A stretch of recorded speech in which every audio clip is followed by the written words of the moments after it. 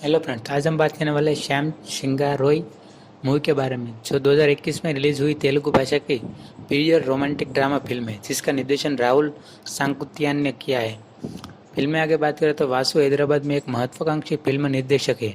एक फिल्म निर्माता को प्रभावित करने के लिए एक लघु फिल्म बनाना शुरू करता है और मुख्य भूमिका के लिए मनोविज्ञान स्नातक कीर्ति को ढूंढता है।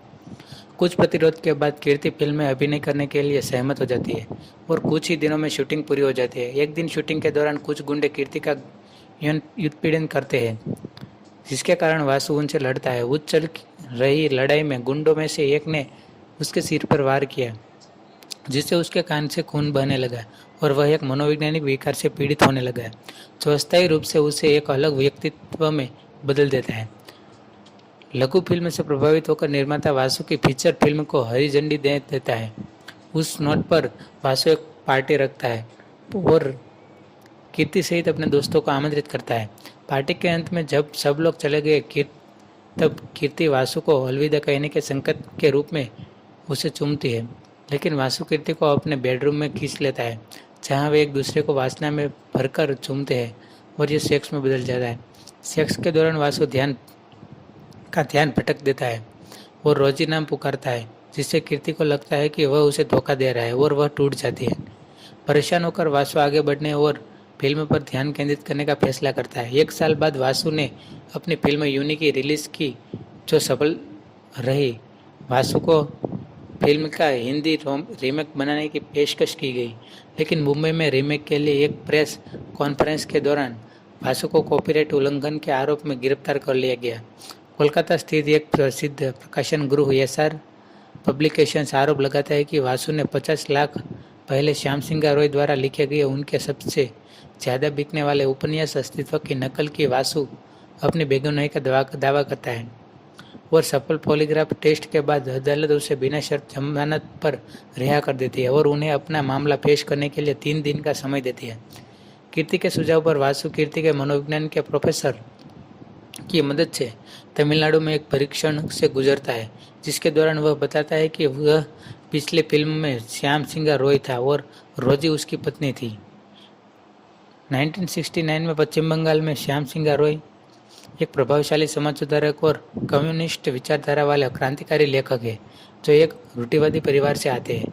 जब उनका परिवार उनके तरीकों से सहमत होता है तो वह छोड़ने का फैसला करता है, लेकिन बांग्लादेश की यह एक देववासी मैत्रेय से टकराता है, जो नवरात्रि के दौरान मंदिर में नृत्य करती है। नास्तिक होने के बावजूद श्याम हर रात मैत्रेयी को देखने के लिए मंदिर जाता है। एक रात वह उसे अपने साथ मंदिर में चुपके से बाहर निकलने के लिए कहता है और वह अनिच्छा से सहमत हो जाती है। श्याम और मैत्रेयी एक दूसरे से प्यार में पड़ जाते हैं और श्याम मैत्रेयी का नाम बदलकर रोजी रख देता है। वे भागने का फैसला करते हैं, लेकिन उसी रात मंदिर के मुख्य पुजारी महंत, जो देववासियों का यौन शोषण करते हैं, सोने के लिए एक युवा लड़के को चुनते हैं, जिसका रोजी विरोध करती है।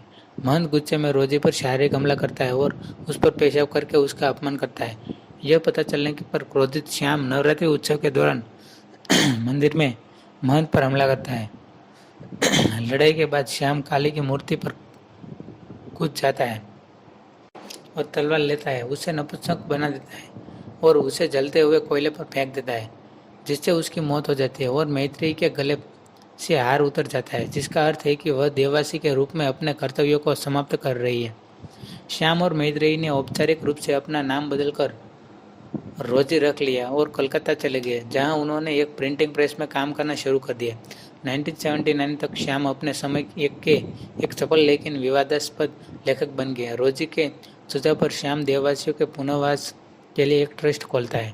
श्याम का भाई मनोज उसे अपने बीमार बड़े भाई को देखने के लिए अपने गांव जाने का अनुरोध करता है। हालांकि उनके आने पर उनके 2 बड़े भाई मनोज को नारियल लाने के लिए भेजते हैं, जो मंदिर में महंत की हत्या करके और रोजी से शादी करके उनके परिवार को बदनाम करने के लिए श्याम की हत्या करने की एक चाल निकलती है, जो उनकी जाति की नहीं। मनोज आता है, लेकिन श्याम को बचाने में समर्थ होता है, जो उसके सामने मर जाता है।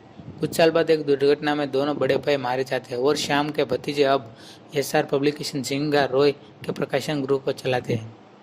वर्तमान में वासु कोलकाता में उस प्रिंटिंग प्रेस का दौरा करता है जहां श्याम काम करता है। हालांकि उसे बताया जाता है कि श्याम के लापता होने की खबर